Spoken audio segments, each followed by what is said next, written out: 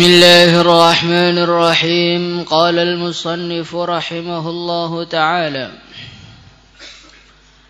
Inna mansyuran nasihati, sesungguhnya nasihat-nasihat yang tersebar, yuktabu ditulis, fi ma'danir risalati di dalam risalah-risalah kenabian yang diibaratkan seperti tambang. Ingkana kalau ada, qad balaghaka telah sampai kepada engkau nasihatun satu nasihat dari nasihat-nasihatnya baginda Nabi Muhammad sallallahu alaihi wasallam. Fa ayyu hajatin, maka hajat apakah, laka bagi engkau, fi nasihati di dalam meminta nasihat kepadaku. Wa illam tablughka, kalau nasihat itu belum sampai kepada engkau, fakul maka katakanlah li kepadaku, madza apa hasalta yang telah engkau hasilkan selama ngaji, fi hadhihi sinina di dalam tahun-tahun al-madiyati yang telah lalu. Jadi sebagaimana diceritakan bahwasannya ada seorang murid yang telah lulus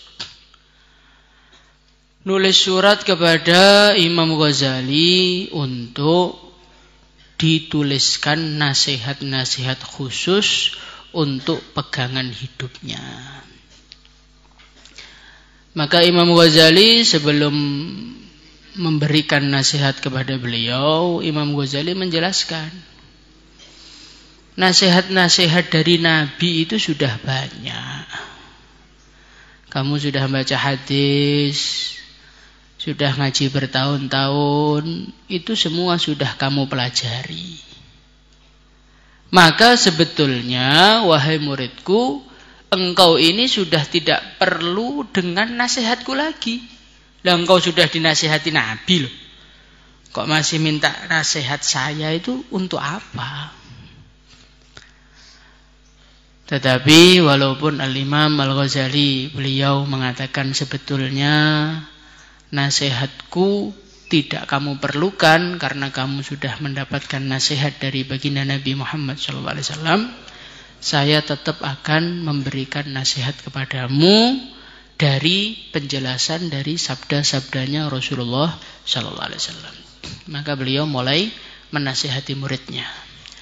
Ayyuhal waladu, wahai anakku, min jumlati ma, termasuk dari apa, nasaha yang telah memberi nasihat, bihi dengannya, Rasulullah sallallahu alaihi wasallam, baginda Nabi Muhammad sallallahu alaihi wasallam, ala ummatihi, atas umat beliau, qauluhu alaihi salam, adalah sabda beliau sallallahu alaihi wasallam. Apa sabda beliau? Alamatu i'radillahi ta'ala, tandanya Allah berpaling, anil abdi, dari seorang hamba, ishtighaluhu, adalah sibuknya hamba tersebut, bima, dengan perkara, la ya'nihi, yang tidak ada gunanya. Masya Allah, ini nasihat pertama ini sudah betul-betul menyadarkan kita. Seorang manusia ini selamat atau tidaknya itu tergantung Allah memandang dia dengan pandangan rahmat atau Allah berpaling dari memandang dia. Orang itu kalau sudah dipandang Allah dengan pandangan rahmatnya, maka dia jadi santri yang dirahmati.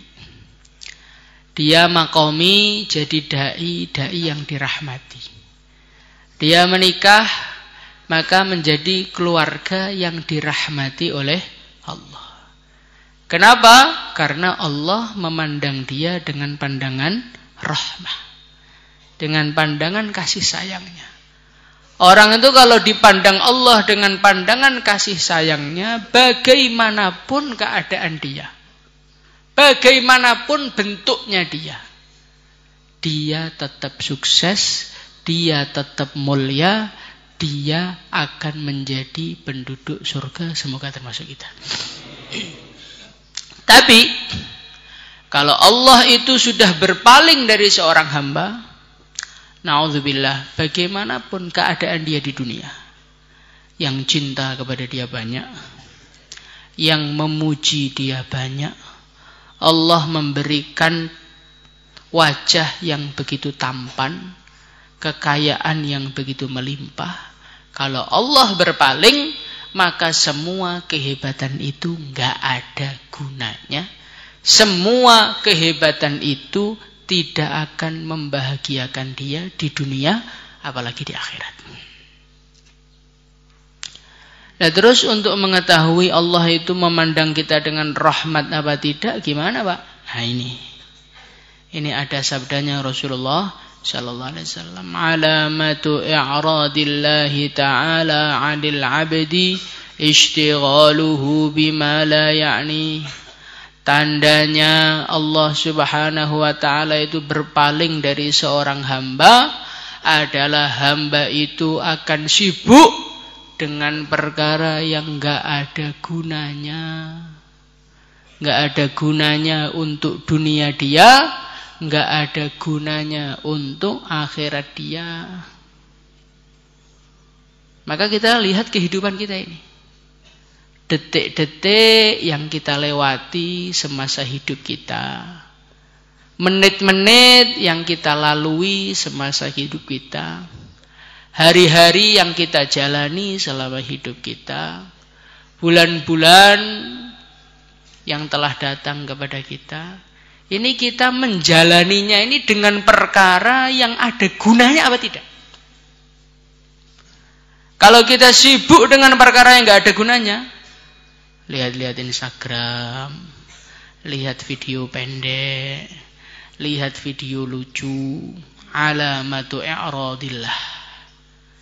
Ini termasuk bagian dari tanda Allah sudah tidak peduli lagi dengan kita. Bukan hanya tidak peduli, Allah berpaling, i'rad, berpaling. Sudah malas lihat kita.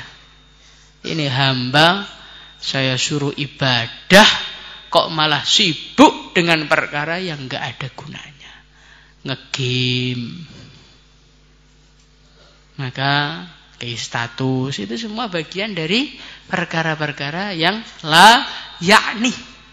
Enggak ada keuntungannya sama sekali. Urusan dunia, urusan akhirat enggak ada.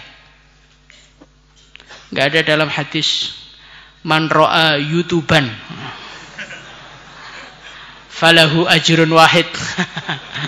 Barang siapa yang nonton YouTube melihat yang lucu, maka dia mendapatkan satu pahala. Ada hadisnya? Umpamanya ada, paling rawahul Bukhari.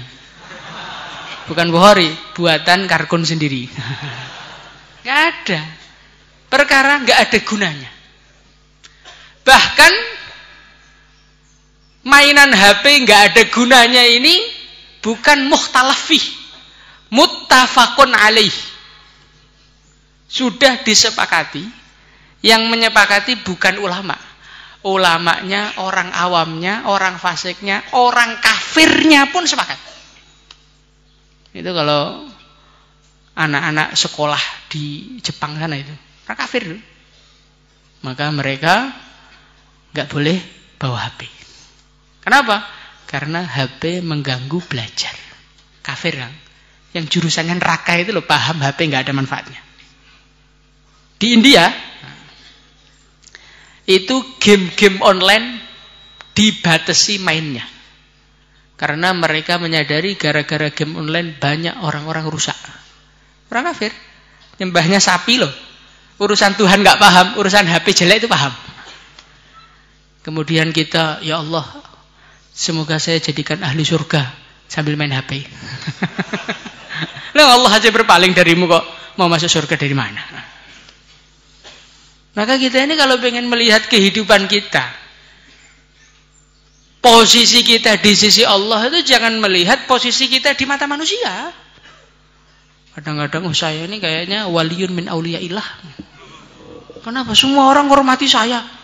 Semua cium tangan saya. Bukan patokan. Itu patokan hatimu, patokan penilaianmu, nggak ada nilainya di sisi Allah. Yang ada nilainya di sisi Allah itu adalah sabdanya Rasulullah SAW. Beliau bersabda, alamatu i'radillahi 'alal 'abdi istighaluhu bima la ya'ni. Tandanya Allah berpaling dari hambanya ketika hamba mulai sibuk dengan perkara yang nggak ada gunanya. Maka mungkin hadis ini mungkin didengar oleh orang kafir, mungkin.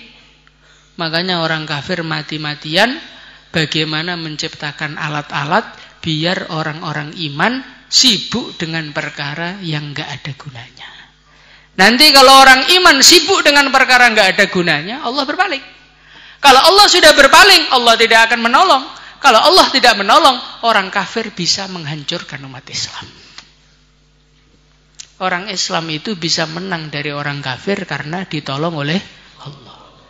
Sayyidina Umar radhiyallahu an, beliau pernah bayan kepada para pasukannya. Kurang lebihnya, hai pasukanku, taatlah kamu kepada Allah, takwalah kamu kepada Allah. Karena yang menjadikan kamu menang, yang menjadikan kamu itu hebat, itu karena ditolong oleh Allah, karena ketakwaanmu kepada Allah. Ketika engkau tidak takwa, tidak taat kepada Allah, Allah enggak cinta kepada engkau, maka statusmu dengan orang kafir sama-sama. Sama-sama tidak dipandang oleh Allah. Kalau sudah tidak dipandang, maka yang menang adalah yang banyak. Yang menang adalah yang kuat. Nah, orang kafir ini paham. Maka kalau pengen menghancurkan umat Islam, enggak langsung diajak zina, diajak maksiat, enggak. Kasih aja HP. Biar mereka sibuk dengan perkara enggak ada gunanya, akhirnya Allah enggak melihat mereka lagi, Allah enggak memandang dengan pandangan rahmat. Ketika Allah sudah tidak memandang dengan pandangan rahmat, orang kafir datang, sekali serang, habis. Maka dari itu kita belajar tinggalkan perkara yang enggak ada gunanya. InsyaAllah.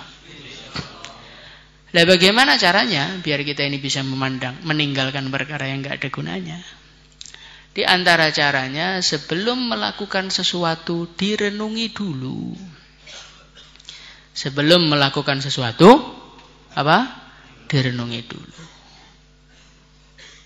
Saya ini mau melakukan ini secara Islam boleh apa tidak?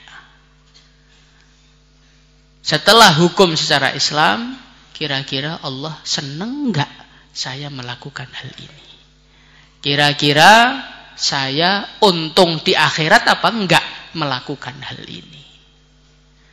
Kalau kita ini merenung dulu sebelum melakukan sesuatu, insya Allah ini akan meminimalkan kelakuan-kelakuan kita yang tidak ada gunanya.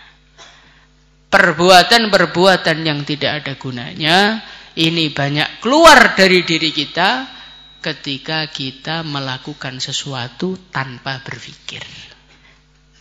Pikirannya yang dikedepankan adalah hawa nafsunya. Sepertinya enak, sepertinya asik, sepertinya enak, sepertinya asik.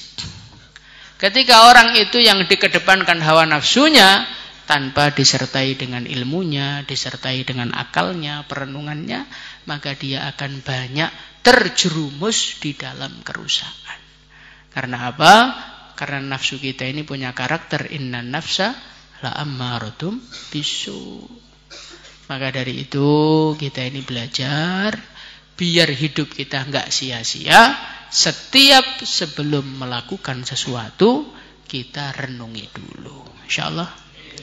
Makanya Al-Imam Al-Ghazali rahimahullahu taala di dalam kitab Ihya, beliau itu menulis judul pembahasan kitab namanya Al-Muraqabah wal Muhasabah. Biar orang itu enggak rugi, dia menjalani hidup itu harus dengan muraqabah wal muhasabah.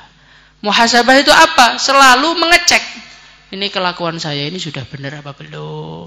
Ini kelakuan saya ini merugikan saya apa tidak? Dicek. Namanya muhasabah.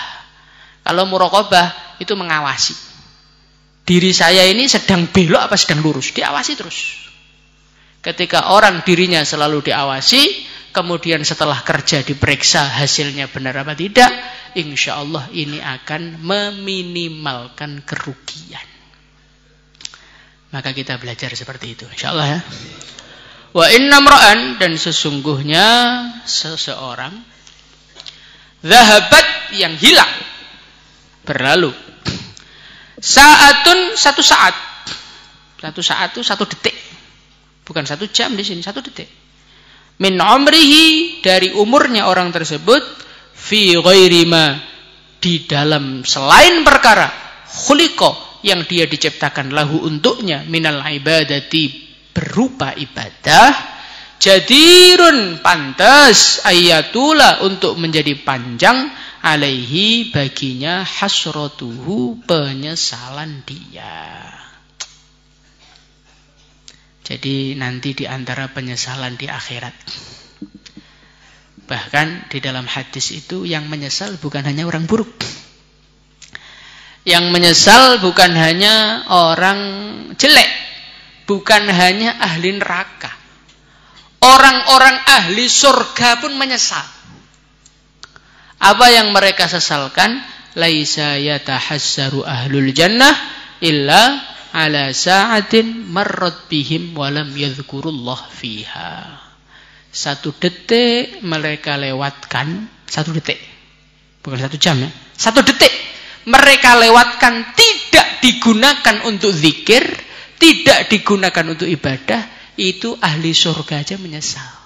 Ahli surga kan sudah jelas dapat surga, sudah jelas dapat bidadari, sudah jelas dapat ridha Allah. Itu pun sampai akhirat, waktu yang dia sia-siakan, itu pun mereka sesali. Bagaimana dengan orang yang masuk neraka? Bagaimana dengan orang yang dimurkai oleh Allah? Nyesalnya kayak apa? Maka dari itu, waktu ini mahal. Waktu ini mahal. Jangan disia-siakan. InsyaAllah ya. Al-Imam Al-Ghazali rahimahullah ta'ala, beliau memberikan perumpamaan. Perumpamaan mengenai kehidupan seorang manusia, umur seorang manusia. Beliau mengatakan, orang yang hidup di dunia ini ibaratnya seperti seseorang, seperti 3 orang. 3 orang tadi dipanggil oleh seseorang. Hei fulan, di depan sana itu ada gua. Di dalam gua itu ada berlian, ada emas, ada perak. Ambillah sesukamu, tetapi kesempatan cuma 1 kali. Orang pertama dia datang ke sana, dia nggak percaya. Nggak mungkin emas perak disimpan di gua. Kalaulah ada emas tentu sudah diambil orang-orang sebelum saya. Maka dia masuk, di dalam dia baring-baring, keluar tanpa membawa apapun. Orang yang kedua, dia masuk, dia mengatakan di dalam hati, sepertinya yang ngomong itu jujur kayaknya, tapi ya saya ngambil banyak-banyak capek, dah secukupnya aja lah. Maka dia ngambil, dimasukkan kantong kecil. Orang ketiga, dia masuk dengan keyakinan penuh. Yang ada di dalam, dia masukkan ke dalam karung. Akhirnya 3-tiganya keluar. Orang pertama menyesal setengah mati, jungkir-jungkir nggak karu-karuan. Ternyata memang ada emasnya, dan dia nggak ngambil apapun juga. Orang yang kedua, dia menyesal juga. Kenapa ngambil sedikit? Dia sudah miskin seumur hidup, kesempatan kaya cuma sekali. Ketika ngambil, dia cuma ngambil sedikit. Orang yang ketiga ngambil banyak. Setelah ngambil banyak pun dia nyesal. Sebetulnya kantong saya tadi masih kosong.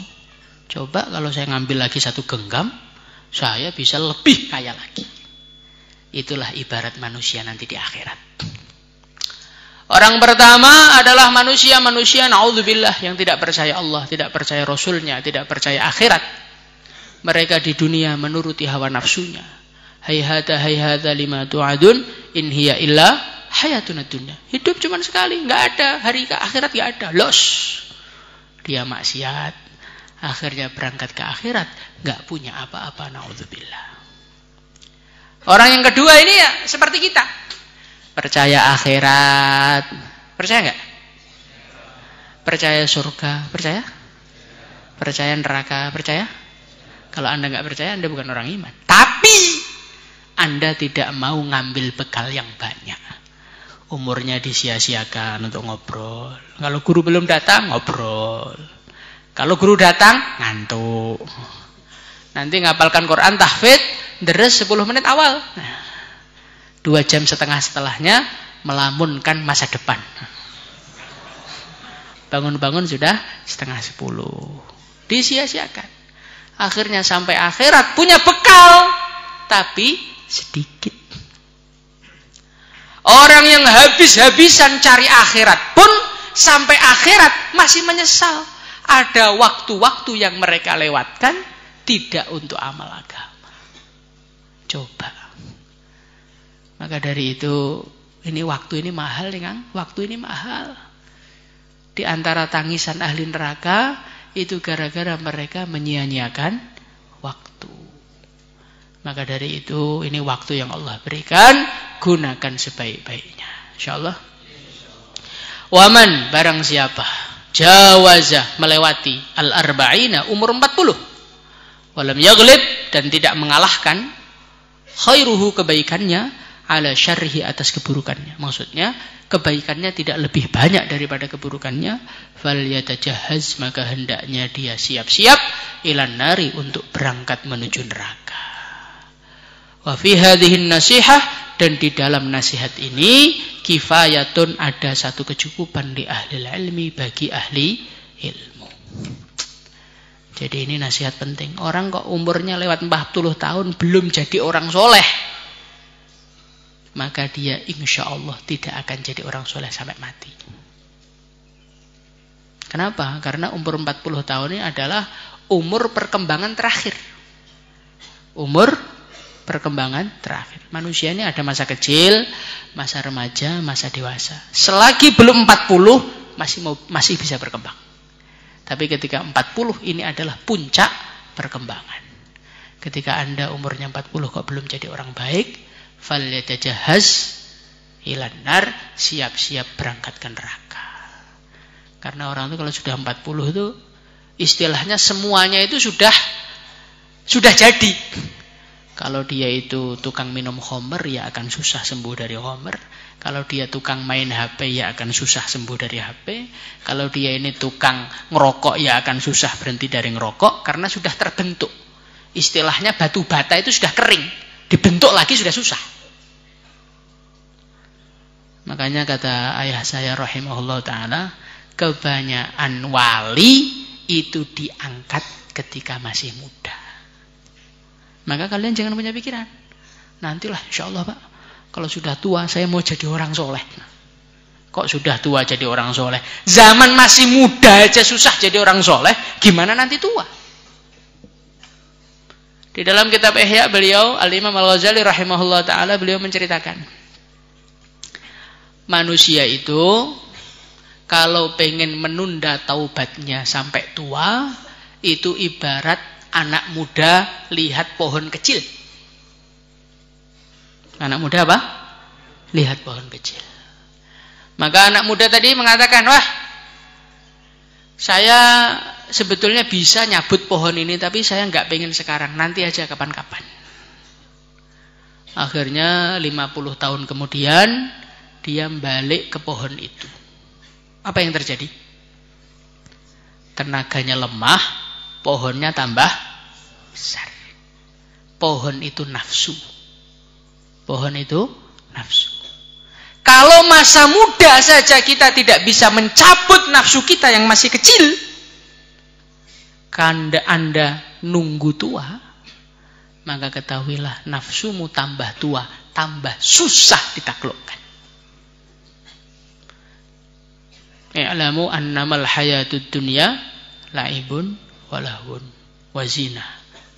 Orang itu kalau masih muda, ini nafsunya cuma sedikit. La'ibun walahun, main-main, berhias. Kok ini nafsunya nggak segera diberantas, dirawat terus, maka nanti akan muncul nafsu yang selanjutnya. Wa tafakhurum fil amwal wal aulad. Kalau sudah tafakhur, ini nafsunya adalah nafsu kesombongan. Nafsu kesombongan itu susah disembuhkan. Setan. Penyakitnya iblis laknatullah alaih itu adalah apa? Sombong. Nah, orang itu tambah tua, nafsunya tambah sombong, tambah sombong, tambah sombong, tambah susah diatur, tambah susah ditobati. Maka mumpung masih muda, cepat-cepat tobat, cepat-cepat daftar jadi wali. Insyaallah. Tapi Pak, saya belum merasakan kenikmatan dunia. Dunia itu kalau pengen kita cari kenikmatannya, sampai mati pun kita tidak akan pernah merasa puas. Anda punya pikiran, mumpung masih muda, saya puas-puaskan dulu. Nanti kalau sudah puas, insya Allah saya akan jadi orang takwa, akan jadi orang soleh, akan jadi orang taubat. Omong kosong kan, omong kosong. Dunia itu semakin dicicipi seperti air laut. Ketika Anda haus, minum air laut, tambah haus, tambah hilang dahaganya. Begitulah dunia. Ketika Anda mengikuti apa kata nafsu, nggak apa-apa dipuas-puasin dulu, malah nggak puas. Yang ada pengen coba lagi, pengen coba lagi, pengen yang lebih besar lagi, pengen yang lebih ngawur lagi, pengen yang lebih rusak lagi. Begitulah karakter manusia. Maka dari itu sudah, kita jadi anak muda yang soleh, yang takwa kepada Allah, yang dekat dengan Allah. Kita tinggalkan dunia, kita gunakan hidup kita sebaik-baiknya untuk Allah. InsyaAllah. Siapa yang menjadikan hidupnya seperti puasa, maka Allah akan jadikan matinya seperti hari raya. Semoga kematian kita menjadi hari raya semuanya. Salatu